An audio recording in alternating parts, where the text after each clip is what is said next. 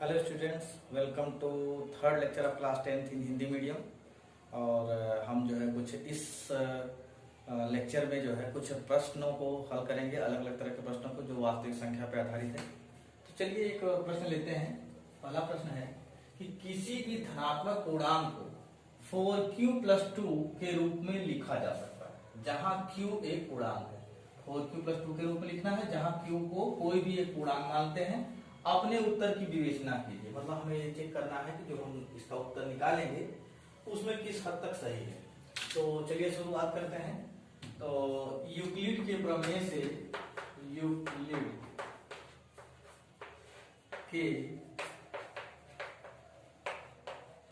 से क्या जानते हैं आप जानते हैं a=bq+r,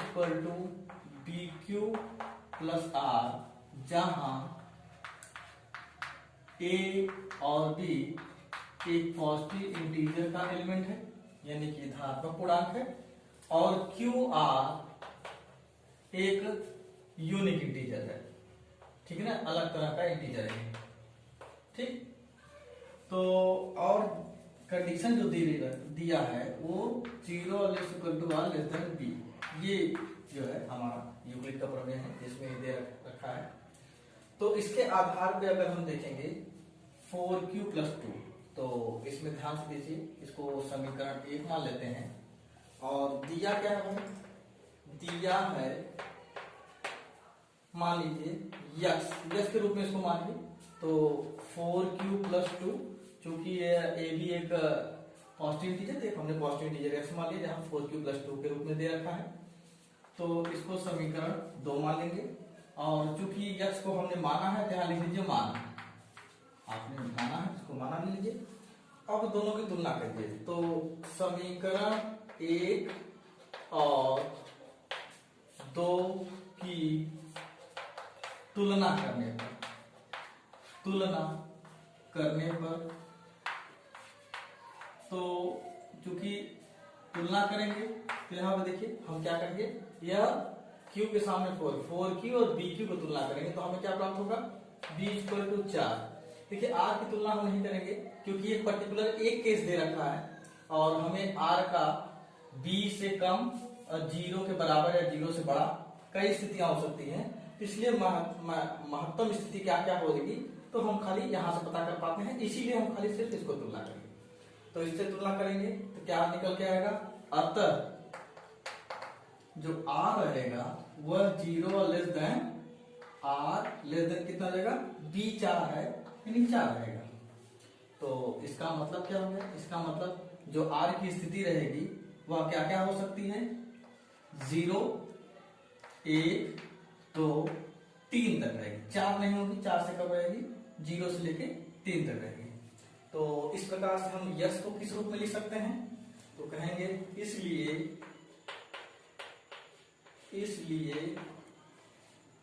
यस को निम्न प्रकार से लिखा जा सकता है, निम्न प्रकार से लिखा जा सकता है, लिखा जा सकता है। कैसे लिखा जा सकता है भाई, चलिए देखते हैं। तो यस को किस तरह से लिखा जा सकता है, क्योंकि यहाँ b जो है हमारा 4 है और bq के रूप में है, तो यहाँ क्या लिखेंगे, देखिए यहाँ पे 4q प्लस पहला जो r की स्थिति रहेगी यहाँ पे यह 0 रहेगी, गामा कर लीजिए। दूसरा r का स्थिति क्या रहेगा, 4q+1, तीसरी r की स्थिति रहेगी 4q+2 और चौथी r की स्थिति रहेगी 4q+3। देखिए मैक्सिमम आप 3 तक है तो 3 तक ही लेंगे। तो 4q, तो इसको इस तरह से भी लिख सकते हैं कि 4q+0 क्या हो जाएगा, 4q, और अगला वाला हो जाएगा आपका 4q+1, ये हो जाएगा 4q+2 और ये हो जाएगा 4q+3। ठीक है, तो ये इतने रूपों में लिखा जा सकता है।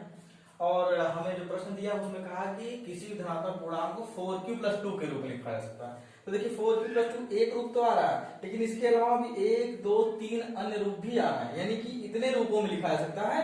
और सिर्फ इसी रूप में नहीं लिखा जा सकता, इसके अलावा भी 3 रूप और है।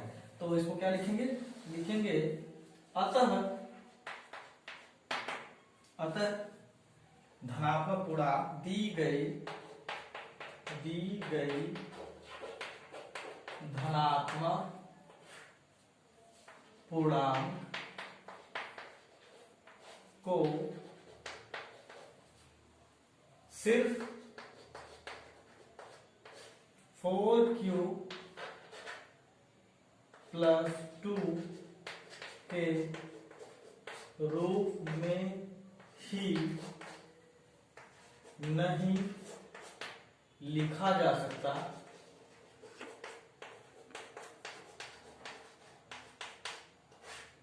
बल्कि 4q + 1, 4q + 2 और 4q + 3 के रूप में लिखा जा सकता है, लिखा जा सकता है। तो हमारा क्या निकला कि सिर्फ एक ही रूप 4q + 2 के रूप में नहीं बल्कि 3 रूप में और भी लिखा जा सकता है। तो एक अलग तरह का प्रश्न लेते हैं। 2 क्रमांगत धन पूर्णांक का गुणनफल 2 से विभाज्य है, क्या यह कथन सत्य है? कारण सहित उत्तर दीजिए। कोई भी 2 क्रमागत धन पूर्णांक लेते हैं तो उसका जो गुणनफल होगा 2 से विभाज्य है। इस प्रश्न को कैसे करेंगे, चलिए देखिए हल देखते हैं। माना 2 क्रमागत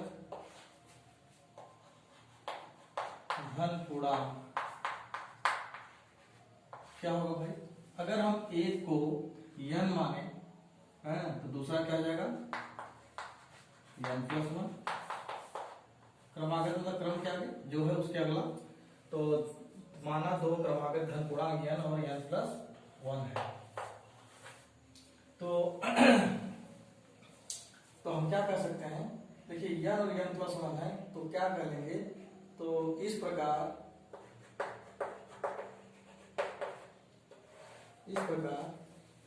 हम कह सकते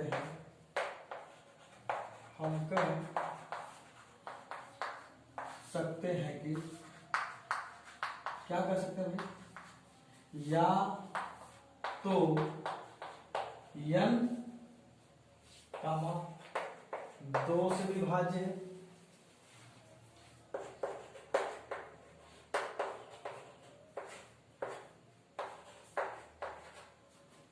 या तो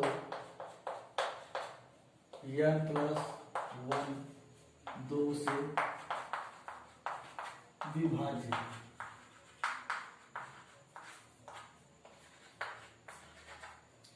चलिए इसका स्पष्ट कर लेते हैं, थोड़ा सा उदाहरण ले लें। अगर हम यहाँ पे देखिए ऐसा क्यों कह रहे हैं, अगर हम उदाहरण लेते हैं तो 2 और 3 क्रमागत है, 2 3, ध्यान से देखिए दोनों में से यह जो है 2 से विभाज्य है। चलिए भाई दूसरा ले लीजिए, 5 और 6 ले लीजिए। चलिए इसमें देखिए यह 2 से विभाज्य है। अच्छा कोई भी संख्या ले सकते हैं, मान लीजिए अगर हम लेते हैं 70 और 71 ले लेते हैं क्रमागत, इसमें देखिए यह विभाज्य है। तो कोई न कोई संख्या जब क्रमागत लेंगे तो दोनों में से एक संख्या जरूर विभाज्य होगी। 2 3 ये तो इसमें देखिए पहली संख्या विभाज्य, 5 और 6 ले तो दूसरी विभाज्य, 70 71 ले तो 70 विभाज्य। इस तरह से आप कोई भी 2 संख्या क्रमागत लेंगे तो एक तो विभाज्य होगी ही होगी। तो उसी आधार पर कहा गया है कि हम कह सकते हैं कि n 2 से विभाज्य है या तो n + 1 2 से विभाज्य है। तो कहेंगे अतः इनका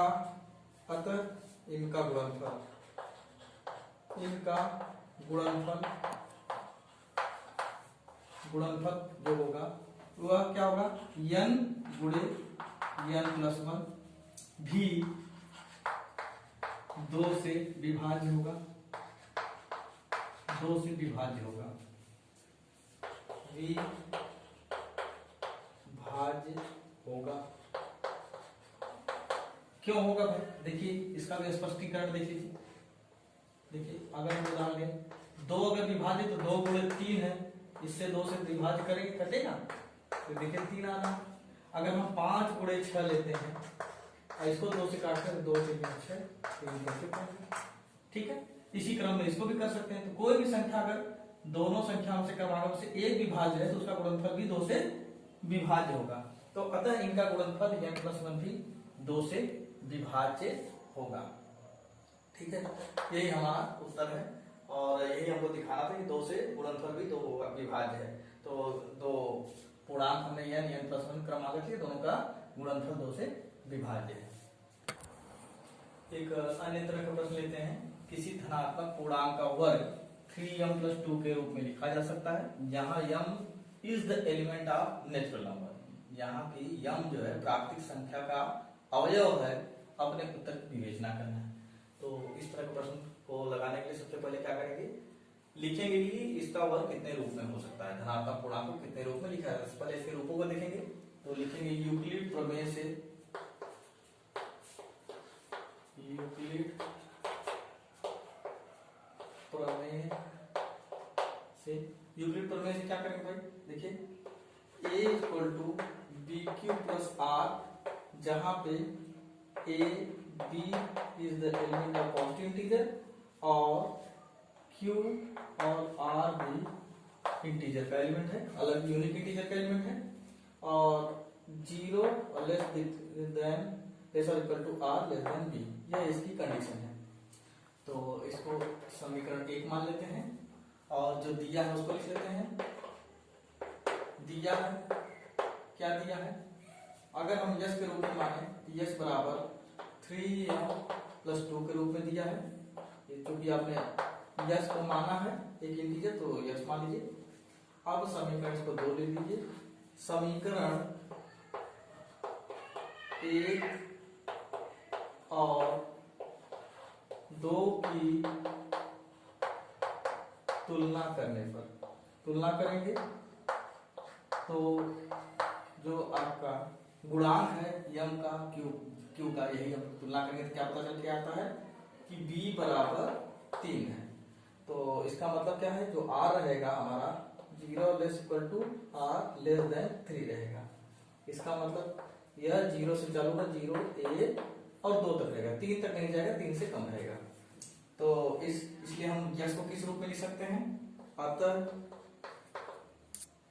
यक्स को हम लिख सकते हैं, कितने रूप में भाई? लिख लीजिए।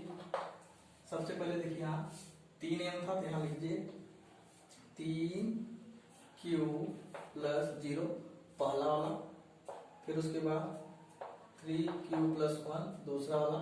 यह r का मान है, पहले वाला r का मान 0 था तो यहाँ 0 रखे, दूसरे वाले r का मान 1 था तो r रखे, और 3q + 2 ये तीसरा वाला है। तो इसको पुनः अगर हम लिखना चाहें तो यहाँ क्या हो जाएगा, 3q और 3q + 1 और 3q + 2। चलिए अब इतने रूपों में हम इसको लिख सकते हैं। किस चीज को? जो धनात्मक पूर्णांक था उसको हम इतने रूपों में लिख सकते हैं। अब इन्होंने कहा कि धनात्मक पूर्णांक का वर्ग, तो इसका वर्ग करने पे लिखिए, वर्ग करने पर, वर्ग करने पर जब वर्ग करेंगे तो क्या निकल के आएगा भाई? 3q का जो वर्ग करेंगे तो क्या हो जाएगा 9q², जिसको 3 गुणे 3q² के रूप में लिख सकते हैं, जहां पे यह क्या हो जाएगा 3k के रूप में हो जाएगा, और यहां लिख लीजिए जहां पे k बराबर क्या हो जाएगा 3q²। देखिए यहाँ 3m+2 के रूप में है तो हमें 3 के गुणांक में ही लिखना है, तो 3k के रूप में हमने लिख लिया। यहाँ पे शेष पर कुछ नहीं बचेगा, k का मान इतना हो जाएगा। और दूसरे का हम करेंगे 3q + 1, तो 3q + 1 का वर्ग करेंगे तो क्या हो जाएगा, a + b का होल स्क्वायर का सूत्र लगेगा, यहाँ हो जाएगा 3q² + a² + 2 गुणे 3q गुणे a, क्या हो जाएगा भाई 9q² + a + 6q, ध्यान से देखिए, तो 9q² प्लस 6q को इधर ले लीजिए।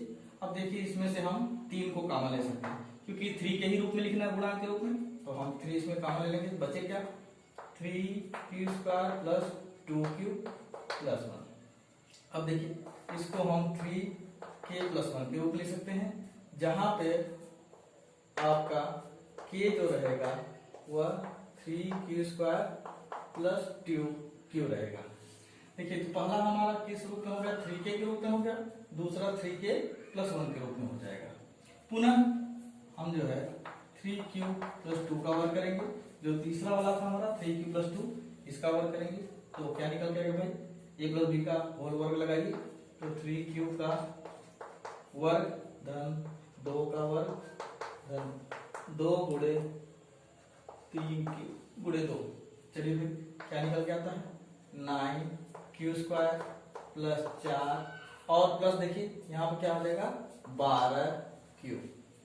तो इधर देखिए तो 3q² प्लस 12q को इधर ले लीजिए और 4 को लिख सकते हैं 3 प्लस 1, तो 3 प्लस 1 ध्यान से देखिए, इन सब में 3 हमारा वनिष्ठ 3 कॉमन है, तो यहाँ क्या बचेगा, देखिए यहाँ 9q² था, 9q², तो यहाँ से निकालेंगे कॉमन 3, तब बचेगा 3q² प्लस 4q प्लस 1 और प्लस 1, तो यह पुनः 3k प्लस 1 के रूप में हो गया। जहां पर ध्यान से देखेंगे तो जो k का मान है यह है 3q² प्लस 4q प्लस 1। तो जो पहला हमारा वर्ग था वह 3k के रूप में है, दूसरा वाला वर्ग था वह 3k प्लस 1 है, और तीसरा वाला है वह भी 3k प्लस 1 के रूप में है। तो लिखेंगे, अतः हम कह सकते हैं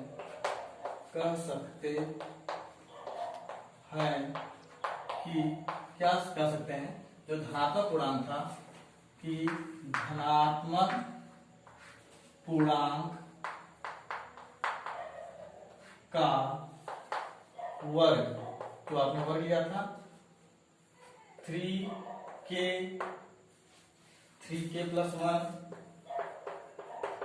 और पुनः 3k प्लस 1 के रूप में लिखा जा सकता है,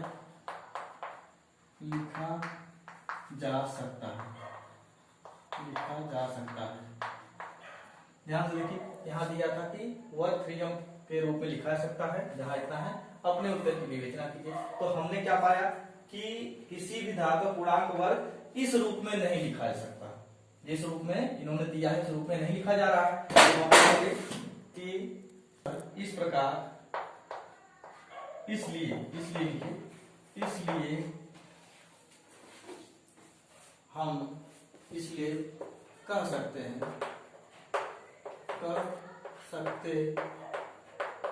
कि धनात्मक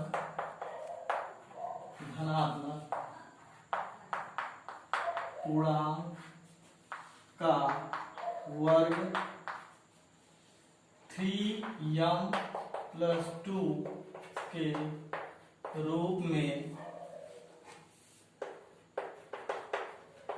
नहीं लिखा जा सकता। आपने अभी निकाला है कि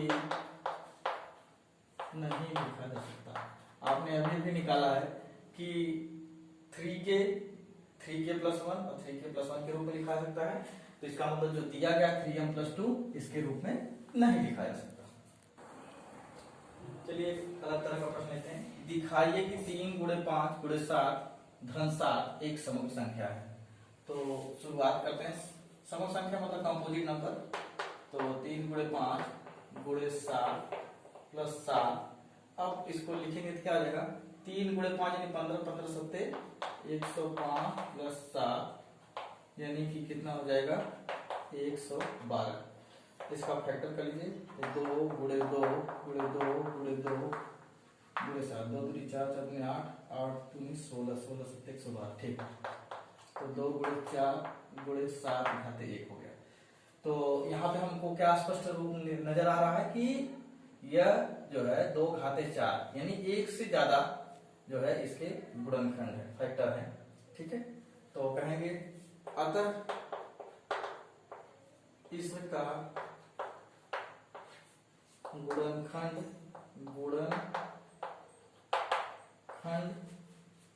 एक से ज्यादा है, अतः यह समग्र संख्या है।